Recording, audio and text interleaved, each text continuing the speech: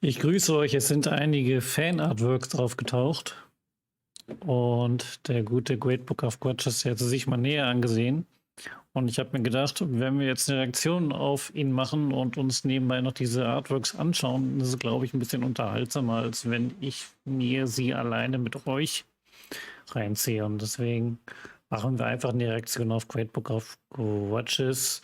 This Fanart concept for Estalia is the DLC I want. Let's go.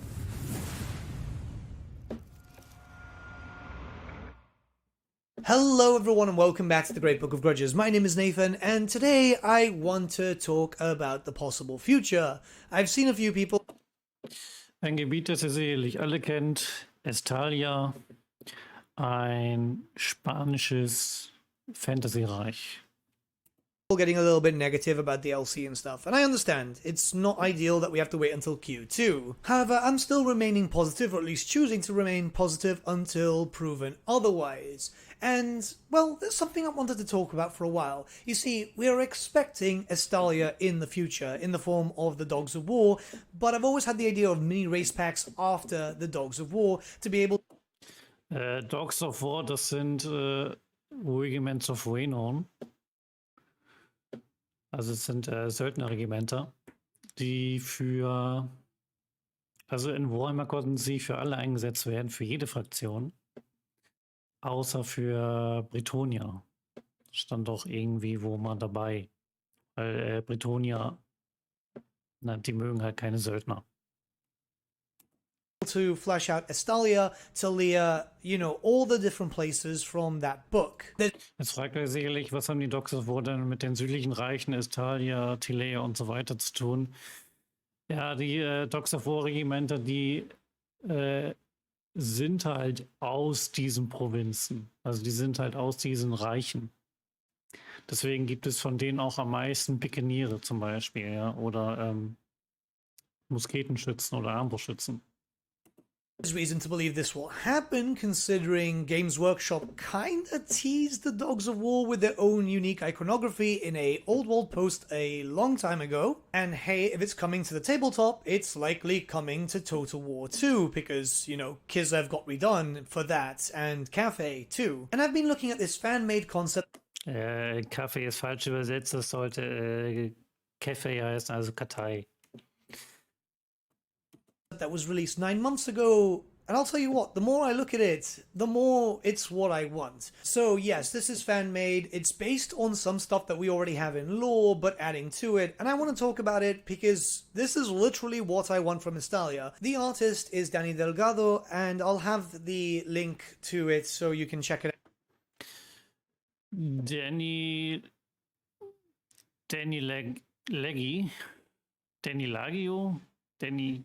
Delgado. Ich glaube, das ist hier ein bisschen falsch rübergekommen bei der Übersetzung.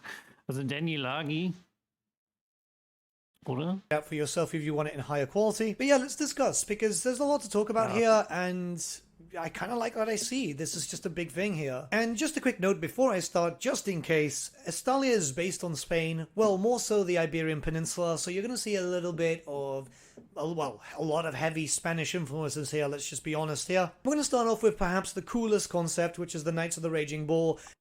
Also die von eben, das sah aus wie so eine, okay, nochmal kurz zurück. Das sah aus wie so eine Elite-Truppe. Ich habe Estalia übrigens in Total War Warhammer zweimal gespielt, und zwar mit der Southern Realms Mod. Und dann gab es auch so eine schwarzen estalianischen Elite-Truppen, die sahen, glaube ich, nee, die sahen nicht so aus, aber die sahen so ähnlich aus. Wir machen mal wieder weiter. Which is the Knights of the Raging Bull. Now, this isn't a thing in lore, right? There are no bull riders as far as I remember. This would be... Ja, zu einem klassischen Fantasy-Spanien gehören natürlich auch diese Stiere, ja, und darauf kommen dann natürlich irgendwelche Ritter oder so rauf. Very fast-moving heavy cavalry, which would be there to pack a really good... Oder die von eben. Die von eben, das könnten natürlich auch diese Stierreiter sein hierfür. Das ist natürlich auch möglich. punch. I love the concept. The knights look absolutely awesome. I love the idea of having heavy cav like this. And it's not completely out of the question because, well, this is Warhammer and a lot of ridiculous things do happen here. I'd see this as a mirror to, say, for example, the Demigryph Knights for the Empire. So you'd have access to two different variants, one with Lancers, which we've already got like a basic concept here. Obviously, Games Workshop can't take this directly, but you know what I mean. And then a Sword and Shield variant, because obviously that makes quite a lot of sense. Again, it's just about the balls. I just really like the idea of having some more heavy cavalry. We've got a lot of it with the human factions lately. Bear Riders for Kislev, Demigryphs for the Empire, Hippogriff. Mag mehr eher schwere Kavallerie, also ja, so. Ich finde jetzt nicht, dass wir davon zu wenig haben, ja. Riders, I guess, kind of fit there for the Bretonnians. So if we do get an Estalia faction, Die in der Mitte finde ich cool. Und die ganz oben, ja, weiß ich nicht. Erinnert mich irgendwie an meinen Zahnarzt. a mini race for Estalia, well, why not Bull Riders, right? And this could also lead to Bull monstrous units, right? So riderless and weaker stats, but you can kind of use them in a similar way to how the ogres use the gorges, for example. Plus, that kind of adds in the whole bull mount option for a lord and hero option, which is kind of cool. I mean, I love the Aber ich finde, die Stiere hat er gut getroffen, ja. Sehen gut aus. idea of this. Bulls are really common in the Iberian Peninsula. You see that a lot. It's not just because of the bullfighting. I mean, you know, they breed cows a lot. At least they do in the region that I'm in, because I'm in Gibraltar. That's in the area of Andalusia. And yeah, you see a lot of cows. Artillery is pretty basic. You've got the cannon and then you've got the mortar. And that's kind of expected. I would love... Die Artillerie finde ich auch. Passt sehr gut zu Estalia. Das sind jetzt nicht so überstarke Kanonen. Also welche wie Imperium oder Zwerge.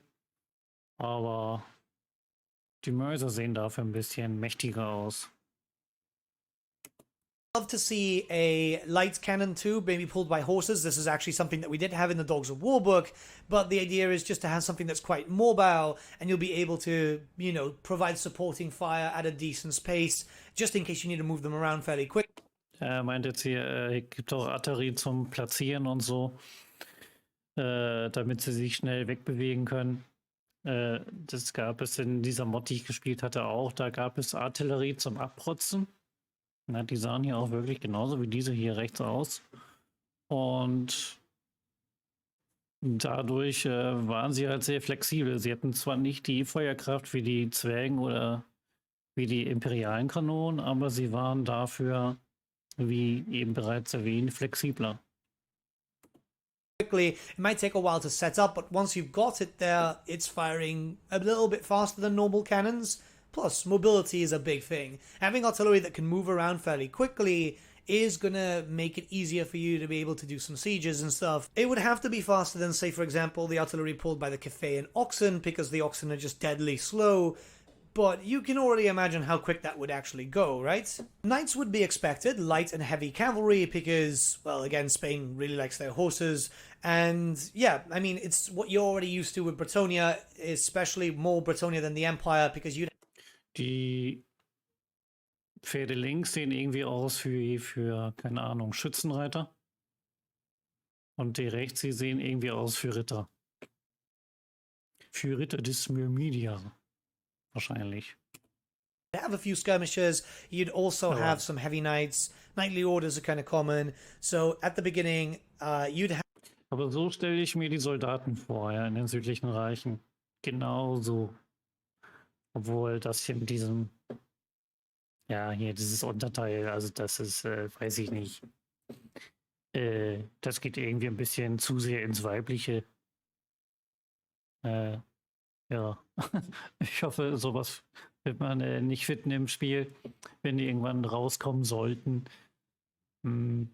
Weiß ich nicht. Sieht irgendwie ein bisschen merkwürdig aus, aber der Rest stimmt so, ja. Also so stellt man sich estalianische oder auch tilianische Söldner oder Soldaten vor. Auch mit diesem Schild, das passt sehr gut.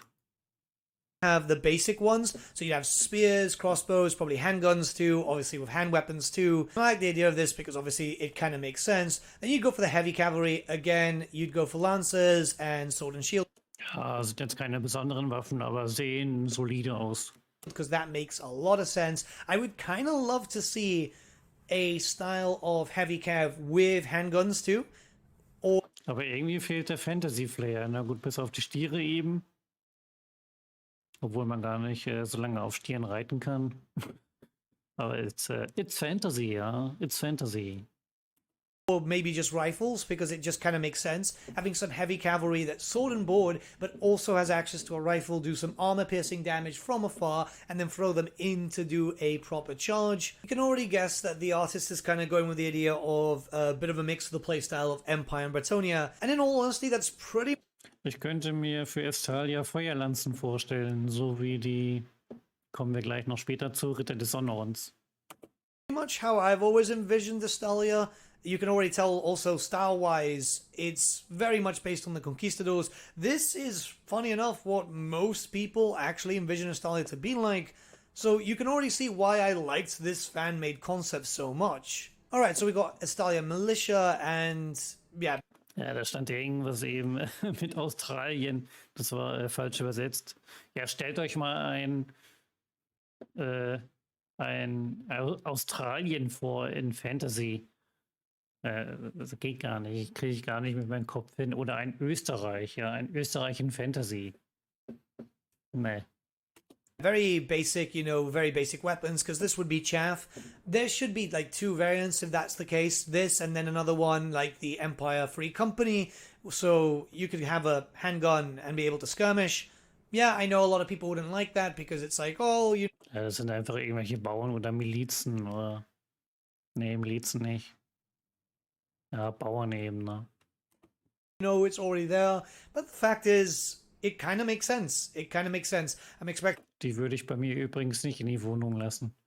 cavalry and gunpowder. This is like anti-Bretonia, but I'm expecting a lot of that from Estalia because that's kind of how everything kind of worked with Spain. So yeah, I mean, it makes sense. Remember, Warhammer takes from the historical stuff and turns it into a fantasy world. So definitely the parallels need to be there, and it just kind of makes a lot of sense. Hombres Villanos would be like your state troopers, right? So sword and board, you get them with spears, halberds, handguns, crossbows, a little bit of everything. And I think that kind of Die sehen auf jeden Fall besser aus als die von eben. Und ja, das sind wohl so einfache Schwertkämpfer, wa? makes sense. It just fills out the roster already. Even with what we've already talked about, there's a decent sized roster. And you'd kind of want this anyway because you need a basic front line. And yeah, it's taking from the Empire. So it would basically take the rigging and the animations from the Empire. This is why I like the idea of some human factions that need to be added in, because it would take from rigs and animations already established, already in-game, and then just repurposed. And before someone calls it lazy, look, it's an established human nation. Die Kanone unten sieht aus wie so eine Befestigungskanone. Und ansonsten haben wir hier natürlich große Piken, Hellebarden. Ja. Humans are going to fight in a very similar way, especially if they're very close to each other.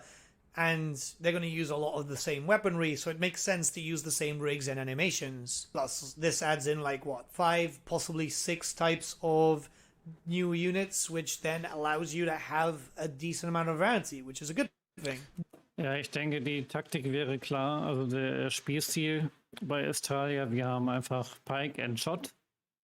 Ja, also so wie im 30-jährigen Krieg mit vielen Musketenschützen und dahinter kommt dann die Pikeniere.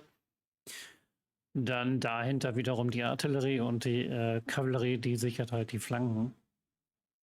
Das wiederum dann kombiniert mit Söldnern, na, die alles Mögliche sind. Diasteros are another unit, and before anything, yes, these are actually mentioned in lore. You'd be surprised how much of this stuff is actually mentioned in lore. So this would be like a higher tier type of unit, maybe even a hero, I think, because it is a skilled swordsman. It could probably work. I don't know. I kind of like the idea of this as a unit with additional. Ja, das könnten wirklich irgendwelche Helden sein, vielleicht Duellanten oder so, hat er ganz recht. hand weapons. Obviously, you can tell here you've got the blade, the rapier, and you've also got like a hand weapon on the side. It could work for both. It could literally be a hero and also a unit type for the different types of weaponry. There's something definitely very different, and it would just kind of make Estalia quite unique. I love the style. I honestly really love the style. The art style is pretty cool too. But just imagine either in hero form or even a unit form, this would be anti-infantry. They'd be quite fast at moving, pretty good at skirmishing, maybe even with Vanguard too. And maybe even a second variant which has access to handguns, which would work very similar to like the militia, so you know, the free company, but just very, very strong. This would be like the ultimate tier type of version of it. A Tercio would be your high tier ground unit, and these would come with either halberds or the handguns or crossbows. I like the idea of Das sind schon schwere Infanterietruppen, das sieht man ja so schon. Und auch wieder mit Stangenwaffen, ja. Also wir hatten jetzt nur den Duellanten, wenn es überhaupt ein Duellant war, eben mit Schwert. Und dann hatten wir einmal die einfachen Schwertkämpfer. Aber ansonsten der Rest nur Stangenwaffen.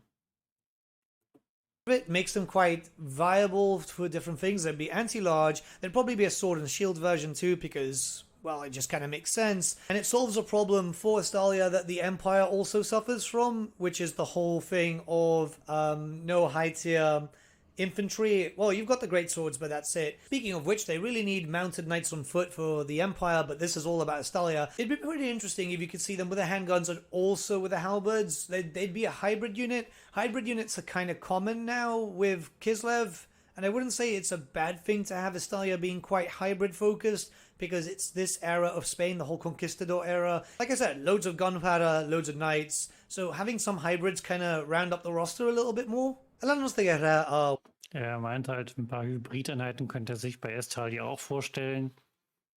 Ja, warum nicht? Stimme ich ihm zu. Hier sehen wir jetzt die Jagdhunde.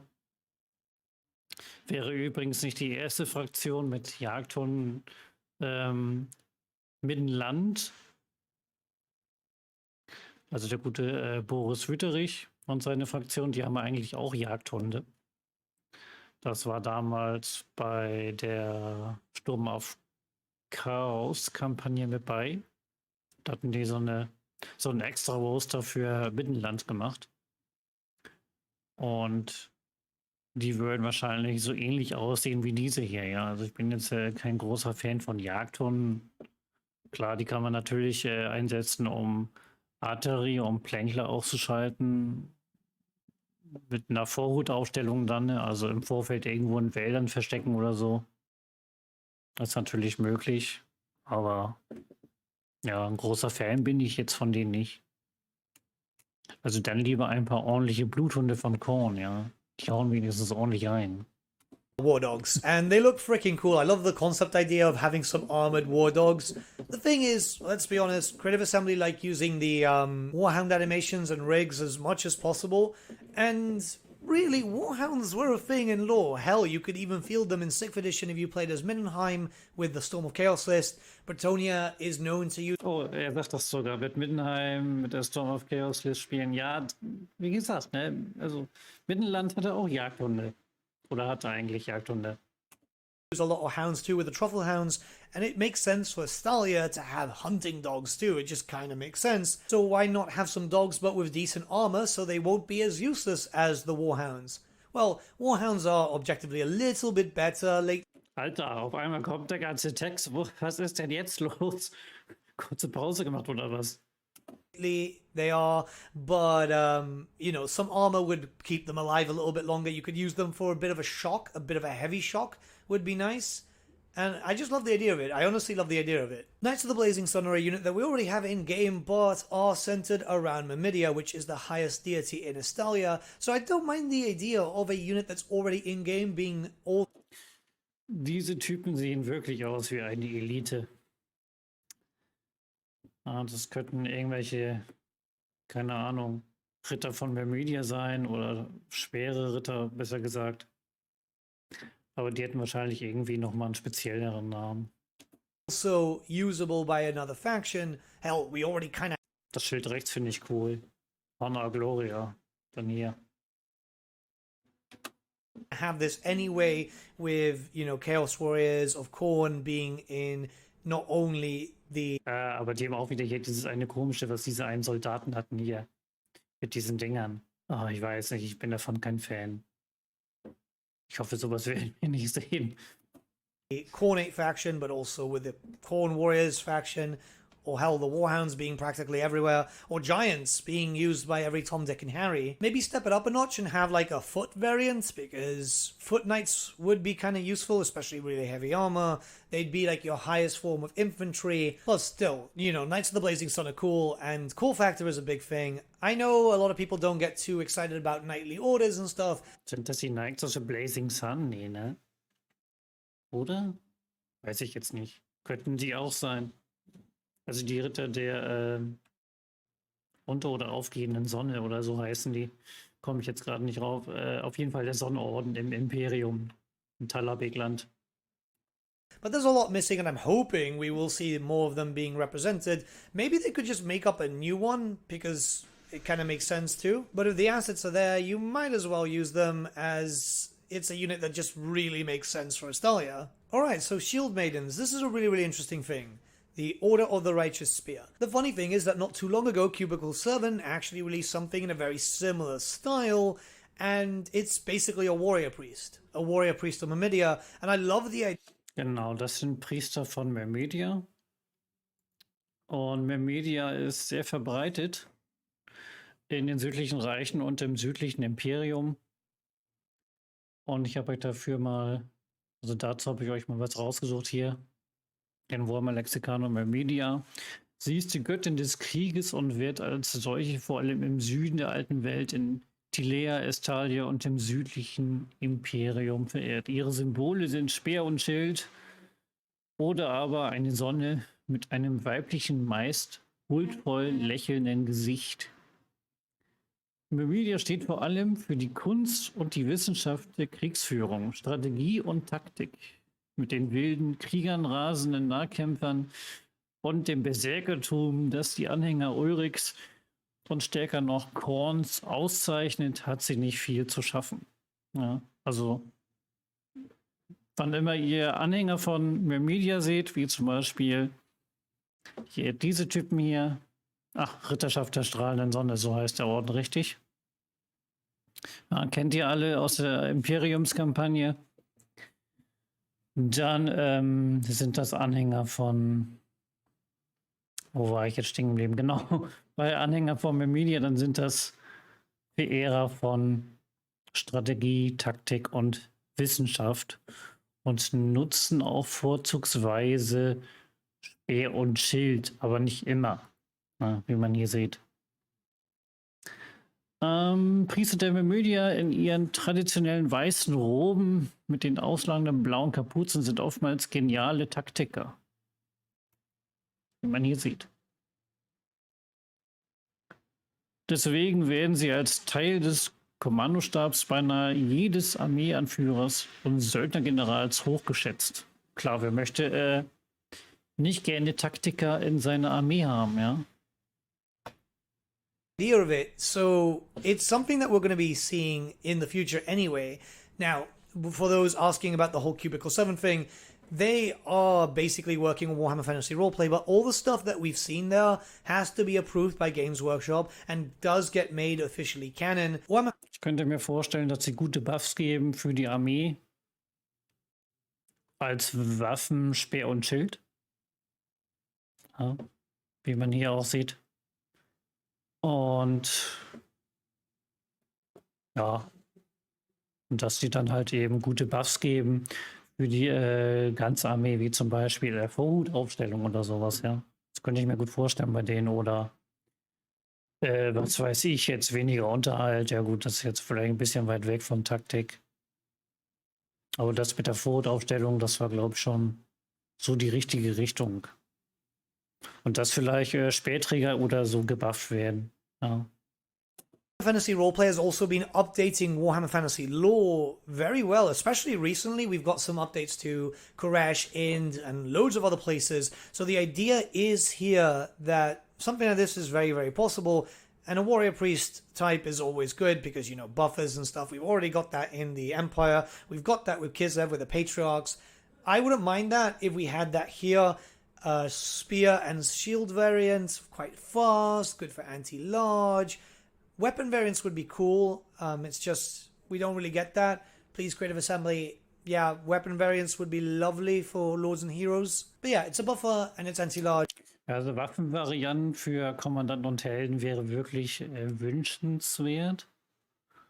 Denn es gibt ja zum Beispiel, nehmen wir jetzt einen Skaven-Kriegsherrn, es gibt welche mit Doppelschwertern, mit Schwert und Schild oder mit einer Hellebarde. Ja, zum Beispiel jetzt. Und es wäre cool, wenn die Kommandanten und Helden auch mal andere Waffen bekommen könnten. Also, dass man da auch ein bisschen switchen kann. I mean, what's not to love, right? And it would likely be a hero and possibly a lord version too. And lastly, this is the Herensuge, which is a boss creature, actually. It's not from Warhammer Fantasy lore as far as I'm aware. I'm not sure this has gotten any mentions. This could just be a concept done by the artists themselves, but it's pretty cool. It's basically like a flying hydra, and I mean, who doesn't want that? When I look at it in... Das Ding sieht aus wie ein Hydra-Drache. Von den Farben her passt es zu Estalia. Ist ziemlich fett. Ist schon wirklich dann auch sehr krass Richtung Fantasy, ne? Also, aber irgendwie sowas müssen die ja haben, ja. Muss jetzt nicht unbedingt, aber wäre schon. Ja, ich weiß nicht. Also irgendwie sowas würde man erwarten, dass sie wenigstens noch eine Kreatur oder sowas haben. Also ansonsten haben wir ja halt nur diese komischen Stierreiter, ja. Also irgendwie was anderes muss da halt noch mit rein, damit es ein bisschen mehr nach Fantasy ist. In terms of real life mythology and so on, it's a type of dragon, which, well, you know, Creative Assembly love dragons. The fact is that every faction needs some sort of big monster, and this would be kind of cool. Hard, fast moving, it would be doing a decent amount of damage, it could fly too. Flying stuff would be kind of useful. Like, I always thought flying balls would be a thing, but then again, that's also something that we'd expect. Als fliegende Bälle? Ich glaube, das war falsch übersetzt. In the Chaos Dwarf roster. So having something original could be something like this. I'm not too sure. I'll be very honest when it comes to mythology. I'm not too well versed when it comes to all the stuff in the Iberian Peninsula, but I'm imagining since it's quite, you know, it is in Europe, so a lot of the stuff would be the same. This creature is definitely something very, very impressive. And you never know. You never know. The idea is Estalia needs to become a thing. If we get the Dogs of War, the mini race pack thing is going to flesh it out. This isn't a full Estalian roster, and obviously we'd have to take into account some laws of magic and lord choices and stuff, but Dogs of... Ja, was ich ja gerne hätte, sind so eine Mini-Race-Packs, also DLCs mit nur einem legendären Lord und der hat daneben halt seine Fraktion, ja. Das wünscht er sich so. Also, das hat er auch schon ein paar Mal vorgeschlagen. Ist natürlich eine gute Möglichkeit, um öfter Content reinzubringen. Und vielleicht sehen wir sowas, ja. War will have some stuff already in there. Then if it just gets fleshed out, we could think about this with Talia, Estalia, Araby. All those are in the Dogs of War and then getting fleshed out in their own right by a mini race pack with one legendary lord each, or maybe even two if they want to just add in another one. It could bring in a fresh amount of potential, flesh out the world a little bit more, and no more Empire clones. I'm tired of seeing them there. As much as like mods fix that, it's something that just really grates me knowing that what's already there, you know? I still have hope that this is a eventuality, not just a theory, but we're gonna have to wait and see. Now, with all that being said, what do you guys think about a concept like this? I think that the artist has really, really good ideas. Da frage ich euch hiermit auch, was denkt ihr über diese Concept Artworks? Ist das was Gutes oder ist das was auf jeden Fall für Estalia kommt? Schreibt es gerne in die Kommentare. Going back into lore, it makes a lot of sense because a lot of the stuff was mentioned in lore. And yeah, I like it. Honestly, I'm a big fan. Let me know your thoughts in the comments below. Let's start a discussion. And if you can think of any units that could kind of fit in here, yeah, leave a comment. I'd love to know. I'd honestly really, really love to know. Until then, I hope you're all having a lovely day, and I shall see you all again very, very soon. Genau, ich mache jetzt noch mal kurz von vorne. And I Ich wollte understand. noch mal die Karte sehen. Ja, Fakt ist aber auch, dass wir im Moment hier wo spawnt der Morgur? Genau, hier irgendwo, ne? Ich glaube, der Morgur fängt hier irgendwo an. Ja, ich weiß nicht. Also das ist dann natürlich halt ein bisschen schwierig, dann da so eine Fraktion reinzubringen, solange der da ist, weil hier drüben ist nämlich auch schon wieder. Oh, da ist jetzt meine Kamera weg. Weil hier drüben ist natürlich dann auch schon wieder Skavenblight, ne? Der ist dann ja auch noch da. Gut, hier oben ist dann ja die Feenzauberin, die macht nichts. Die gehört ja mit zur Ordnung. Ich stelle mir das ein bisschen schwierig vor. Also, solange der Morgo hier ist, wird das, glaube ich, nichts mit Estalia. Also müssten die dann irgendwie woanders hin verfrachten. Keine Ahnung, wohin. Er hat ja. Seine Feinde sind die Waldelfen, ne? Hauptsächlich. Also ich stelle mir das halt. Also ich halte das schon für möglich, dass sie Estalia und Tilea noch mit reinbringen in Total Warhammer 3. Das wird wahrscheinlich noch eine ganze Zeit lang dauern. Aber ich weiß nicht, solange der Morgur da drin ist, hat das, glaube ich, wenig Sinn. Aber was denkt ihr denn darüber? Schreibt es einfach gerne in die Kommentare. Und dann sehen wir uns wieder im nächsten Video oder im Livestream. Ach, und den Like kriegt ihr natürlich auch.